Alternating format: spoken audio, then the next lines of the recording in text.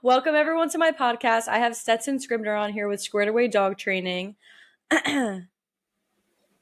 And See? Oh, look at that. Thank you everyone for joining. We're just getting prepped for this episode. properly prepped. See, look at that. We both poured it the same way. We must have worked in Cheers in restaurant industry. Well, mine is not as nearly as, fancy as you, chef. Mine is more like being a server at Buffalo Wild Wings for a long time, but that's how I learned how to properly pour a beer and get the head on top. We met in California from Sherrod because Sherrod was good friends with Stetson and trained with him pretty often. And then Stetson started training with us. And I was lucky enough to get some knowledge from him on the IGP side of things. So specifically retrieves. My first memory of it is back tying jersey, thinking that was a great way to start, having a lot of drive and emotion into the exercise. And he's countering on it like a bite pillow. And Stetson's just looking at me like, what is wrong with this girl? And I'm looking at him like, someone please help me because this isn't working. So Stetson is an awesome trainer. He competes in IGP himself, and he's also a national level helper. So that's how we know each other. Tell us about your background, your story, how you got into dogs, and what you're doing today. So I got into dogs just like everyone else. We usually start with a trouble dog.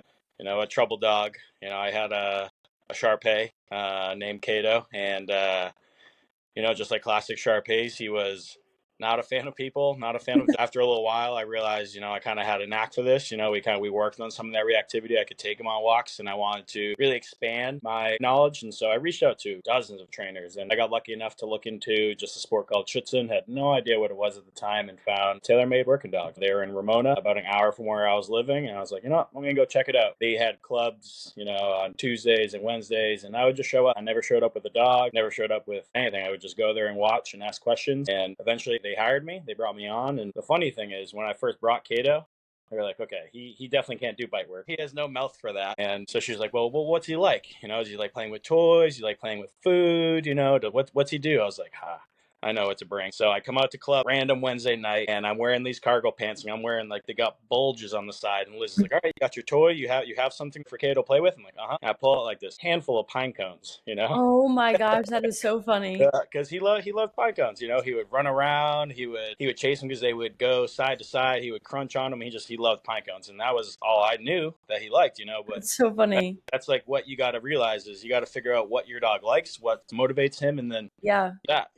I think that's an important lesson because a lot of times people want their dogs to fit into the box of, okay, food or toy, but there's a lot of other things that can be motivating for different dogs. It has to be fun, So obviously he wasn't a working breed, but it definitely got me my foot in the door. It got me at TaylorMade, and it got me kind of figuring out, like, if I can make this dog get into a foos position and like it, I could probably get a German Shepherd to do it, Yeah.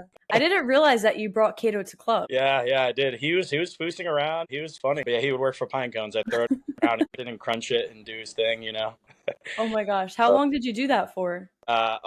For years, but the most he could do was like flip into a foosing. I thought that was the coolest thing ever. You worked as a trainer over there. And then in terms of your helper work, so you were certified in California. So what was your journey to where? I did the regionals last year, and then I'll be hopefully be doing the USDA Nationals in October this year. It's in Connecticut. Awesome. Anyone in the New England area wants to see a pretty cool competition, we'll be there. What are the dates on that?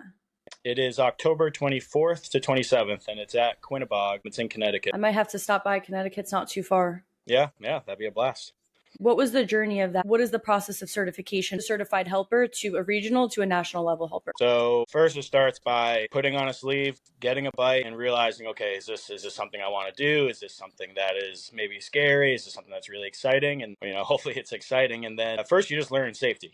As long as you can be safe with the dog, we're not looking for expert level work. They told me they just want the dogs to be safe. So they put a lot of older dogs on me, some retired dogs, some dogs who are already competing, because at that point, you're not really going to mess a dog up like that. But yeah, they just teach you how to do everything correctly and how to do it safely. And in order to do a club trial, you need to be certified, and you need to be able to pass a whole 3 routine, which is 5 grips, a couple drives, and a long bite. If you can pass that safely, then you're able to do club trials. And then you need a certain amount of club trials and a certain amount of dogs in your book that you can move on to regional level. And then after that, you need a certain amount of dogs again, a certain amount of trials again, with all good critiques from the judges, and that allows you to move on to the big national events. And that's where I'm at now. I have about 50 dogs in my book with 8 trials, so I'm close. Awesome. I just haven't got the last certification yet. In terms of the different sports, what drew you to IGP over maybe a suit sport? Well, I mean, the first thing, of course, when I went to TaylorMade, they were doing IGP, and I had looked into Schutzen in the past. I didn't know what PSA was in the past. Schutzen was the first thing that was on my radar. I thought that was really cool because Yeah. it involved tracking, obedience, and protection. I was like, wow, they have to do 3 sports in one. Like that's pretty badass. Yeah.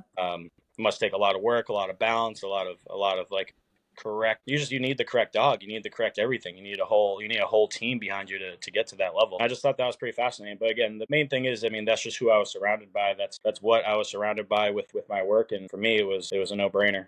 So, what is your favorite phase between the 3? My favorite phase is definitely tracking. I knew you were gonna say that. I hate tracking. I know. I got a dog like Nora. She is just phenomenal tracking dog. I mean, she just knows what to do. She's very methodical, very under control, very balanced, and she can solve a lot of problems by herself. Yeah. Whereas I also have a dog like Chevy who doesn't have the ability to track very well, doesn't have the ability to focus very well. He likes to hunt for his ball, so he will track. I wouldn't call it Schutzen tracking necessarily, but yeah, so I guess if I started with Chevy, I probably wouldn't like tracking as much, but I got to have a couple client dogs before that. I had Nora before that. I had a great tracking crew that coached us, but to me tracking's the coolest because like obedience, you're there every step of the way. You're telling your dog exactly what to do on each step. Protection, you're a little more set back from the dog, but you're still telling them everything to do, when to go, when to let go. Like you're telling them what to do. Tracking, once you tell them Suk, you're 33 feet behind them and watching them work this puzzle, and you can't really do anything about it. You can't tell them good boy, good girl. You can't use leash pressure. You gotta just let your dog figure it out or not. And to me, it's just fascinating to see a dog work a puzzle like that, because it can be pretty difficult. At a 3 trial, it's about 600 paces with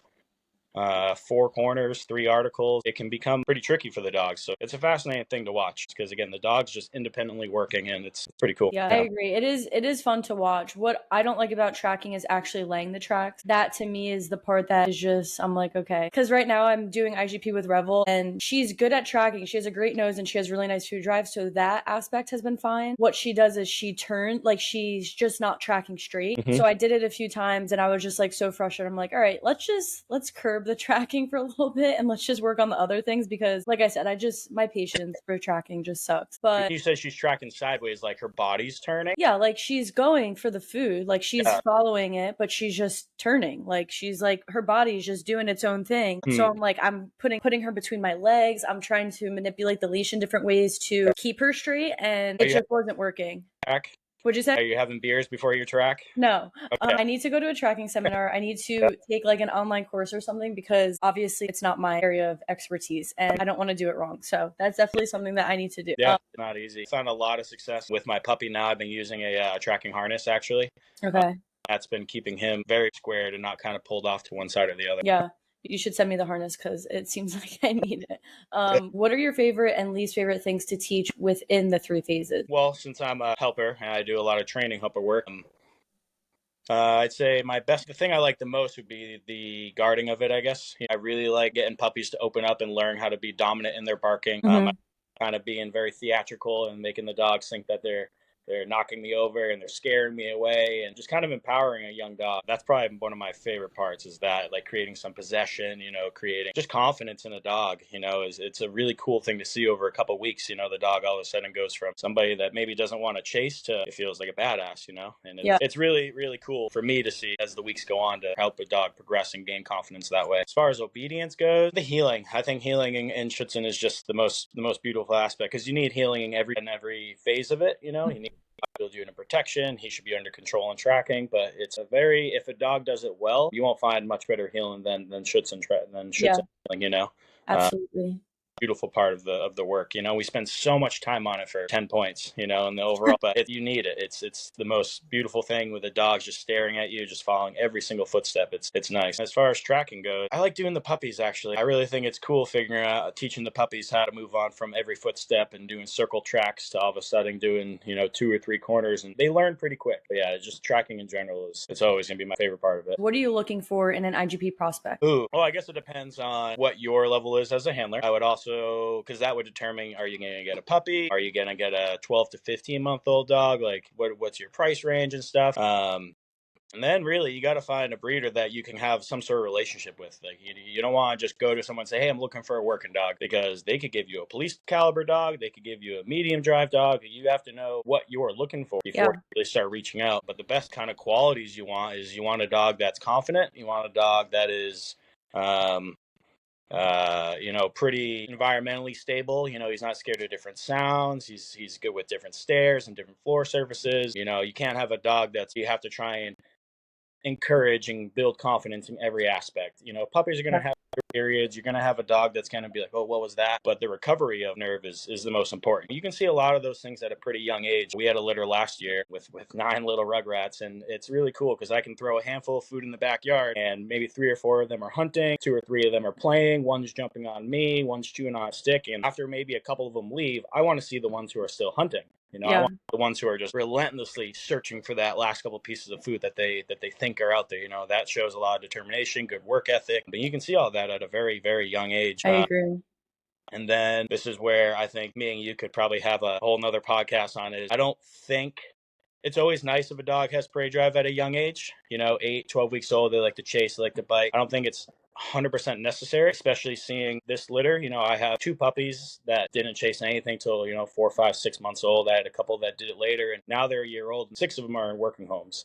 That's awesome. They're 5 of them are in our club. One's in Indiana, and it's really cool to see, actually, because again, none of them chase, none of them want to do anything. But to me, that also kind of shows like stability. They don't necessarily have to be so crazy and neurotic chase anything that moves. Like, they're actually going to kind of think about it, like, don't really have to, but then as they grow up, we can start teaching them, this is where we have fun. And I do want to have fun because I enjoy I enjoy the work, I enjoy doing these things, and then you can see the genetics come. And again, if I don't see a dog chasing about 9 months old or more, okay, maybe it's a dud, but I'm never going to say that they can't work, I guess, just because they're not chasing at a young age. But again, I definitely want some sort of ability to chase and hunt and possess. You can see possession at a young age. You throw a toy in the middle of the pack, like, who's picking it up and turning their head away from the rest of the group, like, no, it's mine, no, it's mine. You can see those things. And again, it may not develop into necessarily prey drive right away, but that there is possession, there is hunt, there is things that you're looking for. The rest follows. If you have a good breeder, they can say, hey, this is what I see, this is what you have a chance of getting. But then if you want to have something that's for sure, then you're looking at a dog that might be 6 months, 8 months, or maybe a year, because they could have x-rays done. They could have, you'll know what their conformation is like. You'll know what their build is going to be. You'll know what their temperaments are going to be like. You'll have a pretty good idea of what the dog is at a year old,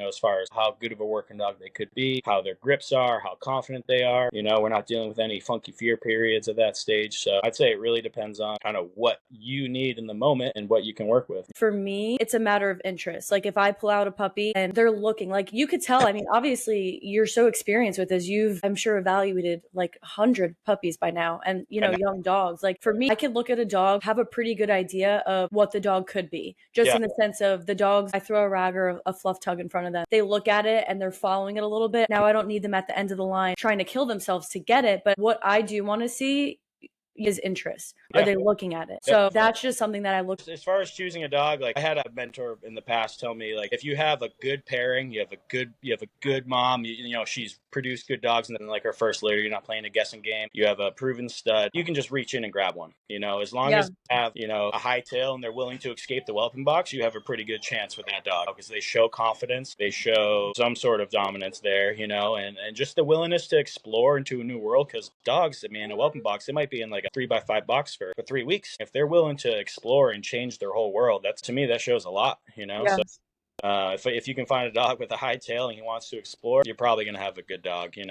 then it's really just getting nitpicky and scientific.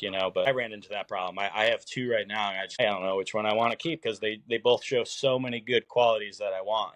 I was going to ask you about that. So what traits do both of them have? Because you have a male and a female, right, from your breeding. So what traits did they show you, coming from early on to puppy picks when they're 7, 8, 9 weeks old? What did they show you that made you want to keep them? There were probably 4 that I was really, really keeping a good eye on. One of them was blue collar boy. He was in the backyard wedding. And if anyone knows Nora, she disciplines dogs very well. She's a very good mother, but she's a dominant female. And she went to correct him as a 6-week-old puppy. He turned around and challenged her, and she was like, "What the heck?" And she corrected again, and he took it, and I was like, "Well, this dog's gonna be fun."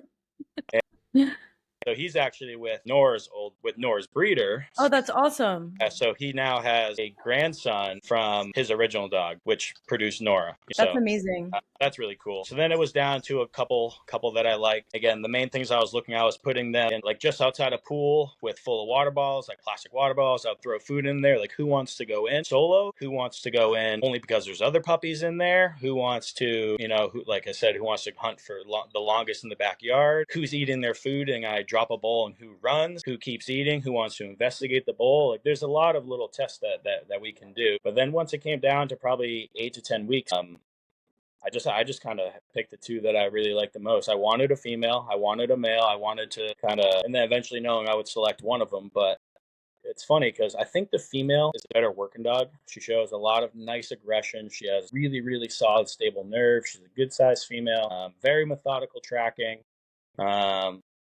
But for me, the boy, his food drive is through the roof. I've never seen anything like it. He transitions to the ball and back to food very well. He doesn't That's like. awesome. He has really, really nice prey drive, really good natural defense, good grips. I would say the girl even is showing maybe even slightly better grips, at least slightly calmer. He gets a little vocal and he likes to like punch in. The PSA people would love that. I was going to say, that's awesome.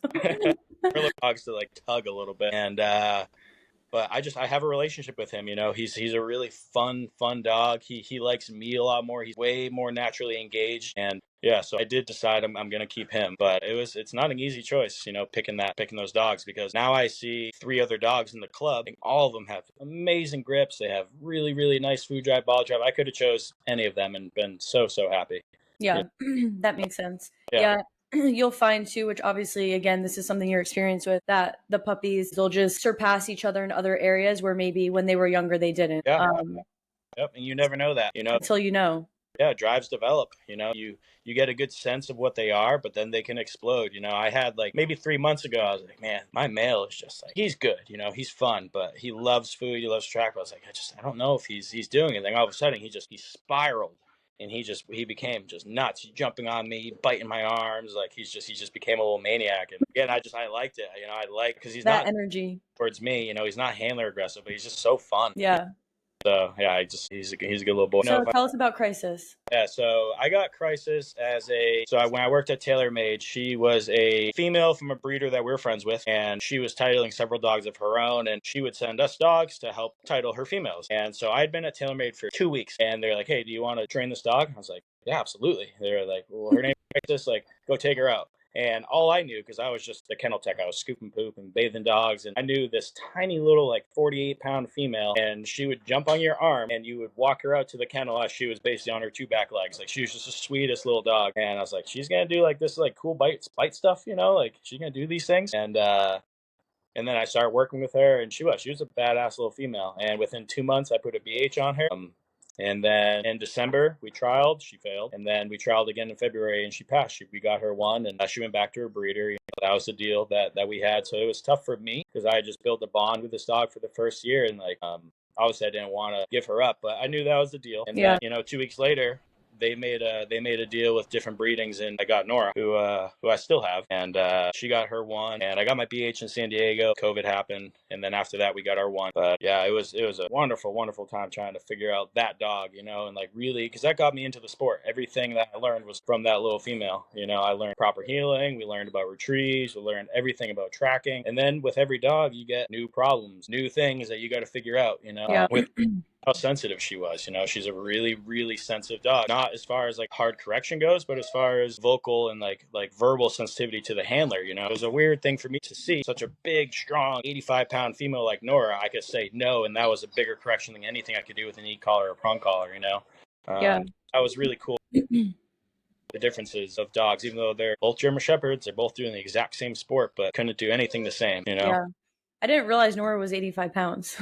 Yeah, well, working weight, yeah, she's about 83, 84 pounds. She's huge. Who or what inspires you in IGP, and what are your future goals in terms of, I guess, both a helper and a competitor? I'd say the people that inspire me are the helpers, through and through. The amount of work that they put in, and I knew this from being one of the only helpers at my club in San Diego. It was me and Chris, and we had a couple others coming up, but like if people weren't there, then I didn't get my dog worked. So I would work 15, 20 dogs for a couple hours, and then my dogs want to get touched sometimes, and like that takes a lot of like some mental strength. You gotta know like you're putting your body on the line to help all these dogs grow, and it just it's a lot of thankless time the helpers put in, especially to get to higher levels, because training helper and like trial helpers are very different. I think it's the training helpers that are the coolest. Trial Yeah. helper that gets your name out there, gets you working with some of the best dogs in the world, but the training helpers are the ones who are building young dogs and building confidence and working with individual handlers, because some people only want to get a one with a dog who can barely do it. So you got to really cater to that dog, and then you got to work with a handler who wants to go to worlds, so you got to really turn it up a notch.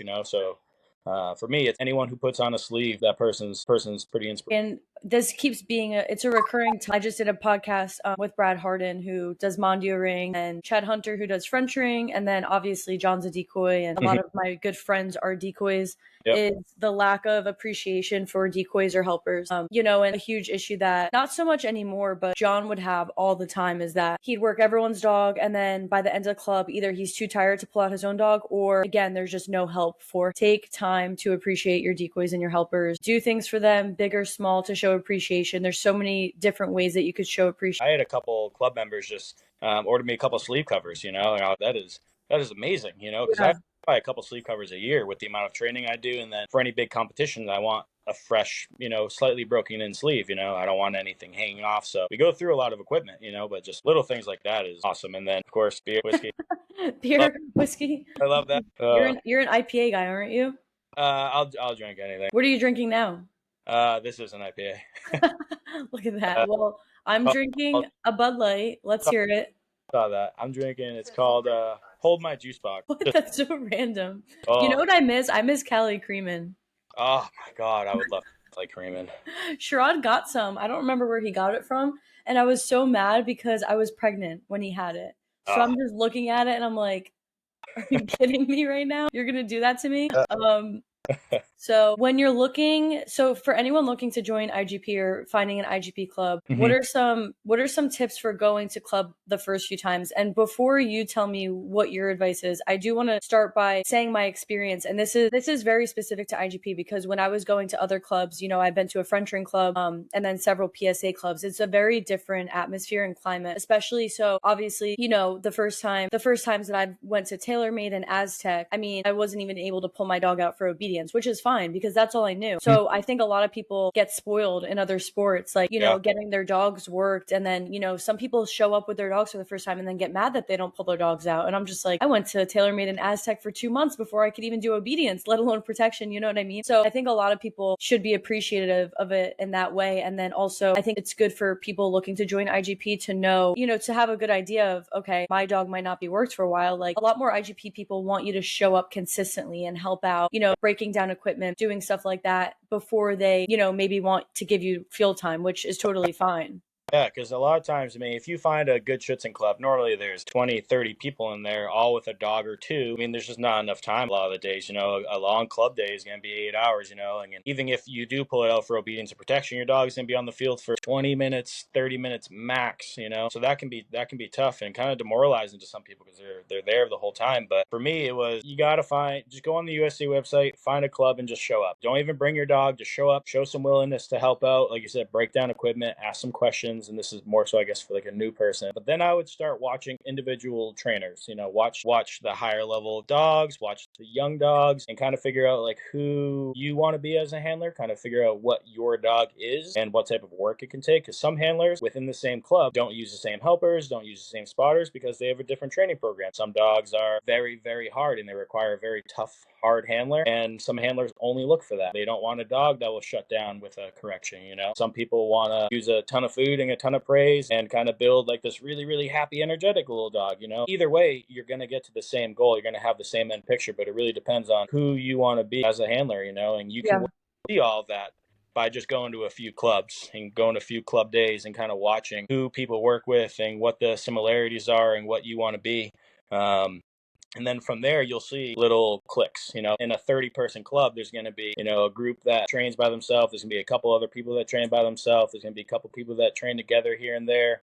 And if you can kind of get into one of those training groups, then you can kind of find your niche, and then you can go to the club kind of with them, and you're building your team around you, because when you're on the field, you're by yourself. You're out there, you have a judge critiquing you on every single step you take, every single little thing, and you kind of feel alone out there. You're just you and your dog, but everything else leading up to that was you need your training helper, you need your training director giving you plans. You need someone working backlines. You need someone working your e-collar. You need someone telling you if he sat fast enough. It's like I've always compared it to an F1 team. You need your driver, which is your handler. You need your dog, which is your F1 car. You need your spotter, your line handler, all those people who are your pit crew, and you need everyone else in the club to help break down equipment and help repair equipment. I mean, it's a huge team sport.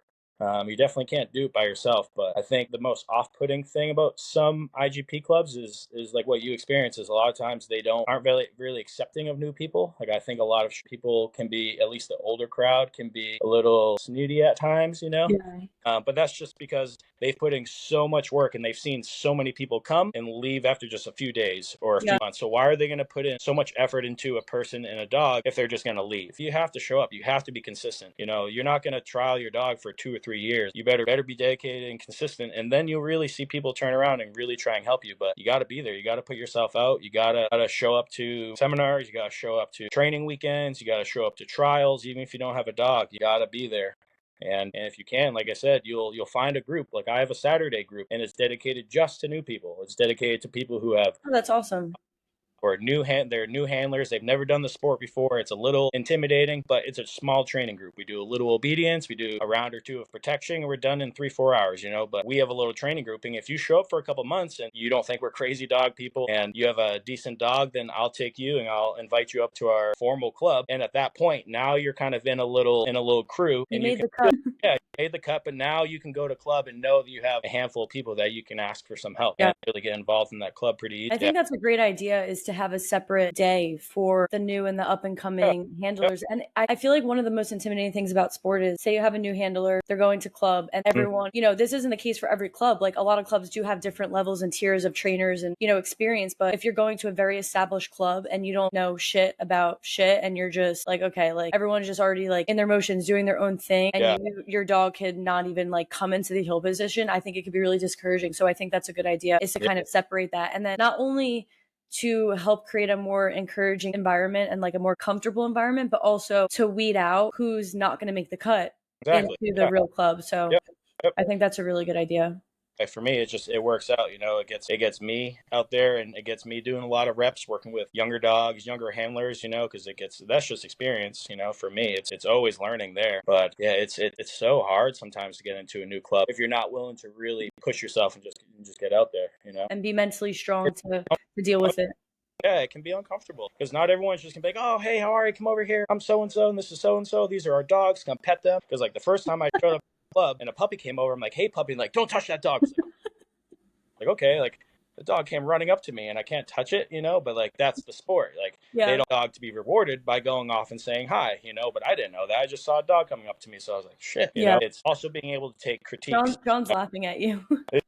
Yeah, he's over here on the couch. But it's being able to be, and I grew up as a big sports background as a kid, and it's something you gotta be coachable, even if something I may not agree with or something I don't understand. Like my coach always told me, you don't say I know or what we could have done is this, coach. You're young in the sport. You just say okay, and you talk about it after. Put your dog away, have a discussion afterwards. But you got to listen to the people who have been there, and you got to be coachable. You have to be able to take critiques. Your dog's not going to be the best in the world. You can't be. You're not going to be the best handler. There's always going to be different things to learn. So you got to be coachable as a new person as well. If you think you know it all, no one's going to want you around. No one want you or need you, Yeah, absolutely. So changing gears a little bit, when we're talking about trialing, what tips do you have for trial prepping? Build a very strict routine and sustain. So for me, like so there's 3 phases. So I have 3 ways that I prep my dog. When I bring them out for tracking, I bring them out of the crate, I have them lay down, I give them a piece of food, I'm petting them slowly. I'm saying, all right, let's see, ready to go find it? You ready to go find it? Because I want them to be not calm, but I want them to know this is methodical. We're not doing protection. You don't need to be going crazy. I need you to solve a puzzle, Yeah. I give them food to say, hey, this is what we're going to go find. This is what you're going to going to do. Like now I have a tracking harness, so that also tells him like, hey, this is what we're going to do. Yeah. For obedience, I bring him out, I push him around a little bit, I bring out a ball, I do a couple misses with the ball, and again, I'm making him bark at me, I'm prepping him to get a little bit more energy, and then I give him the ball, and immediately I start saying, hey, let's go to work, let's go to work. And those phrases over years, every single time I bring him out for obedience, now he knows it's obedience. We're not tracking, we're not doing protection, whatever. And then when I do protection, I bring him out, and again, I take him out of the crate, I'm getting him all jazzed up, I'm slapping him on the ribs, like trying to pump him up. I'm saying, let's go get the bad guy, let's get the bad guy. Like, where's the bad guy? I'm trying to tell them, like, this is our cue for protection. So every single time they come out of the car, they know exactly what we're going to be headed out to do. But you have to build a routine. Have a routine for what your prep is. Have a routine for what you give your dog before the routine. Have some key phrases. All these things are going to help your dog understand exactly what you're doing. You could even, give them the ball a couple times, like, or you can sometimes, depending on your dog, maybe you withhold the ball because that will, kind of get them all. Yep. Now, one trick that I have kind of developed, because obviously you can't bring out a ball onto the trial, and a lot of people try putting the ball in their armpit and like sliding it through the back and like handing it to somebody so the dog, maybe they just can't see it. It's really tucked up in his sweatshirt. Yeah. Or they try passing it behind. They try tricking the dog, where I'll walk out onto the field, I'll do my whole prep, my warm up, I'll say ouse, I drop the ball right there on the field, and then I say foos and we go. And that's the discipline where the dog has to be able to switch. They have to, if I say foos, like it is time to go to work, I don't care that there's a ball there. And so I prep them so that when trial day comes, I put the ball down and we go to work. Yeah. And something that they've always seen. I don't try and trick them, because once they realize the ball is not there, they might get a little flat, they might start fighting you out of frustration. I mean, the dogs could exhibit a lot of different behaviors, but if they know the ball will be there after, and the discipline comes, because at the end of the day, you do have to tell them, like, you must do this. I'll teach you, we'll train it, we'll have fun, but you must do this, and that's the discipline aspect that I think a lot of people miss prior to trial work. There should be less corrections, but the corrections should be very meaningful. Yeah. Whereas like when you're doing normal training, maybe the corrections are a little more frequent, maybe a little lower dose, not trying to kill them, but you're trying to teach them certain aspects. So I'd say the way you trial prep is going to be very, very different, but the routine should never change. Yeah. You should always have a starting routine for every phase. That's a good point. I agree that a lot of people do lose the discipline aspect, and I even do that myself because I try to avoid conflict in training as much as possible. But I do agree that at the end of the day, you're taking all the steps, you're being fair, you're teaching them the expectation. So once those visible rewards are being taken away and the dog still understands through utilizing different training tools, the whole process of training, we shouldn't be at the 3-4-year-old dog where we're still having to constantly rely on visible rewards. Yeah. I do still use them here and there just to kind of keep it fresh. But again, there's a difference between using it in training and like actually relying on it. You shouldn't rely on it for an older dog. Yeah, exactly. And coming to a trial, all that stuff, it just happens, completely different.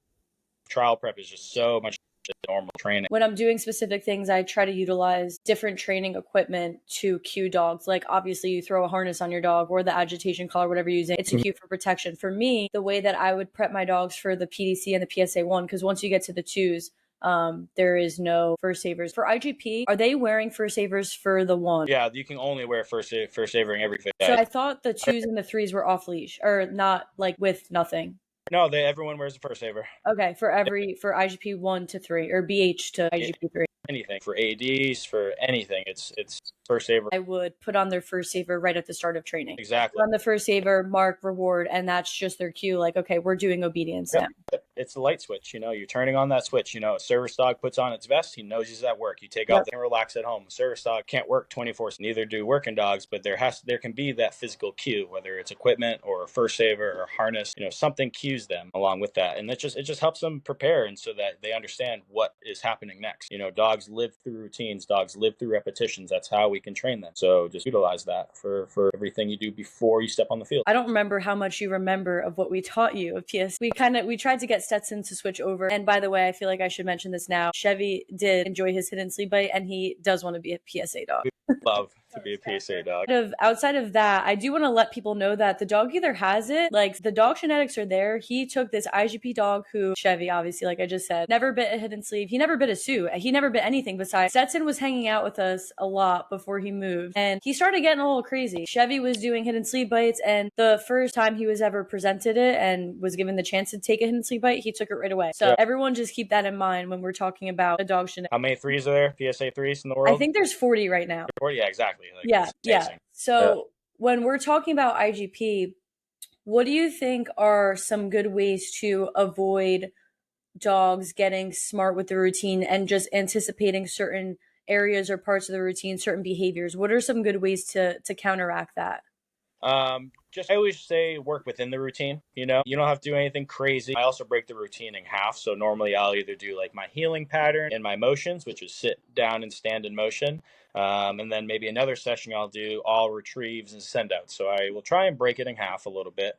Um, and work within the routine, but change the actual routine. So instead, Schutzen is very, very step oriented. So you walk, 50 paces out, about turn, then it's 10 to 15 normal, 10 to 15 fast, 10 to 15 slow, 10 to 15 paces regular again. Then it's a right turn, everything's counted. And the judge will say, you took 9 steps, you should have taken 10 to 15, or you took 18 steps, it should have been 10 to 15, So like the judge is like very particular about that. Yeah. But within training, sometimes I'll go 5 steps before I tell them sit, or sometimes I'll go 20 steps before I tell them sit. And before I recall them, it's supposed to be about 30 paces. Sometimes I'll go 50, sometimes I'll go 20, and you're changing your timing. You pause instead of telling them foos right away. You just wait and just wait and just wait. And like maybe your dog starts to get a little antsy. Like usually we're going by now. But Yeah. if you keep them on their toes, it helps eliminate a lot of the anticipation. But you're still working within the routine. I'm not doing anything that's outside of it. I'm not adding in a ton of extra turns that aren't in the routine, but I'm trying to get them to understand and know that it can happen at any point. You just have to just look at me. I'll give you cues. I'll give you verbal cues. I'll tell you exactly what you It'll need to do. come.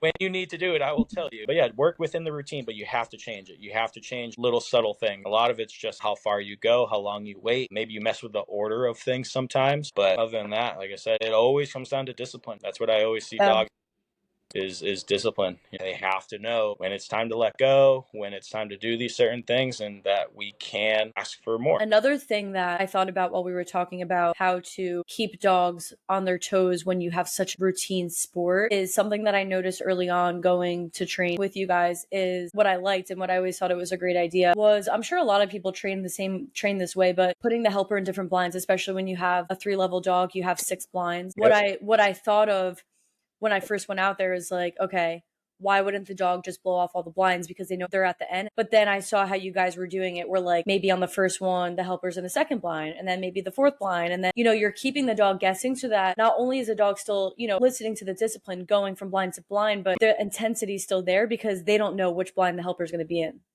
Not sure. I think that there's so much that people that do any sport can learn from other sports. I learned a lot from IGP trainers, like obviously you with the retrieves. What is the order that you do with protection, obedience, and tracking? So do you do them all at the same time? What do you focus on? So if I'm starting from a young dog, it's building drive, and that could be drive to just simply play tug. It's to, grip correctly and to counter correctly. And we're just building, basically we're teaching them how to play tug of war correctly in a way that we want them to play. So we're building drive there. We're building correct behaviors within protection, which then can then be translated over to different helpers. And then I'm teaching a lot of tracking. I don't do a ton of obedience for the first 8 months, Mm-hmm. be able to come to me when I call them. I'm doing some bowl work to teach them how to move their butt. I teach them how to go inside of a box so I can use that for sit down, stand, for foos, for here. I teach them to go around a cone, so I'm teaching them games that I can use for obedience, but I'm not doing foos, and I'm not telling them plots, and I'm not making them do all this healing and about turns, and I'm not making them do any of that stuff. I need to build power and drive, and we need to build engagement, we need to build all these other things. But for me, it's they need protection, they need tracking, they need to be independent workers, they need to learn that there can be rewards outside of me as well. It can come from a helper, it can come from the ground if we're tracking. Not everything has to come from me, which is the really hard part, because when you get a puppy, that's all we want engagement. Don't let them eat food off the ground, don't let them look at the other dog, like focus on me. So to kind of be able to switch that can be tough. It takes a lot of finesse. But yeah, I guess the first year is just tracking and protection. Yeah. With a lot of obedience games. But I'm not asking for anything formal. Like Ezio just is now hearing the word foos, and we did our first couple steps yesterday at club, and he's a year on Friday, so, and all that's going to come so easy because he has ball drive, we have engagement, he knows how to play, we know how to play correctly, we can play 2-ball, we can play tug, we can play little possession games. So all of the games that we played can now just be turned right into the obedience. So obedience comes easy, I should say. And then again, when they're a year old, 2 years old, then we're really just kind of folding in all the other phases. But it's because we have the routine, we have our prep work that we've done, especially before we step on the field. Something that was kind of kind of branched off like what you wrote is like future goals. I think everyone wants to be on a world team. Everyone wants to compete at nationals, wants to win nationals. Everyone wants that. But you really gotta look at the dog in front of you. You can't push your dog to go further than it genetically can. I have Chevy. I know his abilities are there. He's a great working dog. He's not a national level dog, and I know that. So why I'm not going to force really hard, heavy-handed training to make him do things for myself. Because at the end of the day, a lot of what we do is for us as well. Like the dogs need it because they're genetically born for it, and it'd be a disservice to not do it with them. But they're doing it for us, and we're doing it for us as well. So it really needs to come down to you need to look at your dog and have goals for yourself, but also understand limits of your dog. Don't push them too far. And they have to at the end of the day, they have to be your dog. And that's what the goal should be. You should have a nice, well-rounded pet that can do everything that it was genetically built to do, but because it simply wants to do it with you, so don't put so much pressure on yourself if you don't have that dog. Go find another dog, keep the one you have, but you can find another dog and you may have to treat that dog a little differently. Chevy is a house dog. Maybe your next dog's gonna be in the cradle a little bit more because it's destructive and maybe it's possessive over toys and he'll get in a fight over a toy, not because he's aggressive, but because you're asking for possession. You're asking for so much fight, it's bound to happen, So you gotta know what your goals are and again, really try and find that dog, but again, it's the dog in front of you. At the end of the day, every single time, whether you're the helper or the handler, it's the dog in front of you. Gotta focus on those goals. So how is Casper doing? Casper's doing great, actually. He's a tracking monster. First of all, he is just one of the most genetically gifted trackers I've seen. One of the hardest gripping dogs I've ever had. Not the calmest grip, I would say. He likes to push a lot. He's big, like he wants to choke on the sleeve and he's just like unhappy, unsatisfied with what he has a lot of times, so that's I'd say a big struggle is trying to teach him how to fight for our sport, for fight correctly the way we see it. But other than that, yeah, he's doing really well. They're having a little bit of a fight over retrieve right now. But she's been doing them a lot. She does 3-4 minute sessions 3 times a day with him, and they move along quick. But dumbbells are 6 months. There's no way around it. Some people want like that big, badass, serious dog, but I'll promise you can't handle it. Like I said, and I put a lot of terms into stuff that people can relate to as far as, the understanding of what we do. And it's like, you have dogs that can be a Honda and you can soup that Honda up. You can put a new engine in there, cool exhaust. You can do all these things, but it's still a Honda. It's still going to have feeling. Or you can do a Ferrari who it's already built. But if the average person hits the gas on a Ferrari, they're going to crash. You can't do it. You got to recognize your limits and what your goals are. Yeah, I couldn't agree more, and that's something that I say a lot too. So I think that we're definitely on the same page there and have the same thought process. Is a lot of people want that dog, that big, strong, powerful dog. A lot of people want a dog with real aggression, and as someone who has that, and obviously you've had it as well, like really at the end of the day, what most people need and what people should be looking for is a well-rounded dog, a dog that will work. You'll take them on the field and they'll do great, and then you'll come home, they'll sleep on the couch. Like a lot of people don't realize, everyone wants these super crazy dogs, these super psychos. It's like, okay, Shepherd's Mal's, they live 9 to 13 years. Like once the dog is retired, that's a dog that you get. For me, what is the joy in owning a dog that's going to live in its crate 24/7 outside of, the times that it's coming out for work? Like you said, some dogs live life like that. I will say that out of all of our dogs, Fuego is by far the most like that. He's terrible in the house. He's not terrible in the way of, he's going to be an asshole, just walking around doing things, but he's not the kind of dog who just wants to take a nap while you're hanging out with the kid in the living room. You know what I mean? Not that Dutchies were really bred to do those things, but there are some well-rounded males out there too, especially with Shepherds. That's what always drew me to the breed, is just having a well-rounded dog. Like I have people, I was just having this conversation at the club. There's a new guy that showed up and he has a retired canine, and she's a really, really sweet dog. She's 8, she can't anymore, but he's like, I'm getting a Mal. And I was just like, why? Not no joke, just why? He's, well, they're badass. I'm like, they are. Find a good Mal, you won't find a bad working dog. But to find a good Mal is so much further. There's so fewer than Shepherds. Like to me, you may not have the best working dog, you're gonna have the most well-rounded as long as more frequently. I'm excited for you guys and for your up and coming dogs. I can't wait to see Beck and Casper hit the field. Nora's retired, right? Nora is retired. I'm hoping to do some FHs with her. She loves tracking. For anyone who doesn't know what FH is, it stands for fucking hard track. What does it actually stand for? Because I never knew. Yeah, the FH is just incredible. Jersey's mom has an FH too, and until that, I had no idea what what an FH was. And then Sherrod actually explained it to me because, you Yeah. know, when you're not experienced, when you've never had like a well-bred dog, I'm looking at like all these titles. That's amazing. So then obviously I did my research. I think only like 3 to 5, this was the stat at least when I had read into it, like 3 to 5 dogs per year get an FH2. Yeah, there's definitely not many. They have an FH championship, usually paired with the DDC, and Oh, that's awesome. I didn't even know that. but usually there's a handful of dogs out there. There'll be 8-year-old dogs, there'll be 10-year-old dogs, younger dogs, of course, but it's like you'll see a lot of older dogs out there because it's low It's so impact. difficult. Well, that too. Yeah, it's low impact, but it takes a lot of patience for the dog. I mean, FH2 is 1,800 paces, I and was going to ask you how many pieces it was. 1,800 paces, and it's aged for a minimum of 4 hours. Oh my gosh. There's 7 corners. There's an acute turn, so less than 90 degrees. There's an obtuse corner. There's a rounded corner, and there's a cross track laid half an hour after the track is laid. Oh my gosh. And it has to cross 2 parts of the track, so it usually goes through like a corner. And then there's 8 articles, and maybe there's 9 articles, and there's 7 corners. Like it's intense. Oh my But god. tracks are laid at 3, 4 in the morning, 5 in the morning, and then they're ran at 9, 10 o'clock. So they've aged. It's not due anymore. In the way that Tom, that it was like my tracking Oh, guru. Tom, he's awesome. He would lay a track at night and then he'd go run it in the morning because he always told us that tracking is like a bell curve. So like you have like all of a sudden you start laying a track and there's more and more scent, and then it kind of peaks and then it starts to dissipate. And at half hour or 4 hours, it can be around the same before it starts to kind of dissipate completely, So Yeah. he's like, if your dog can track 4 hours or if he can track 8 hours, you're going to be doing it. You're going to be fine. It's going to be similar enough. And that's how he prepped for it. But yeah, That's it was really interesting.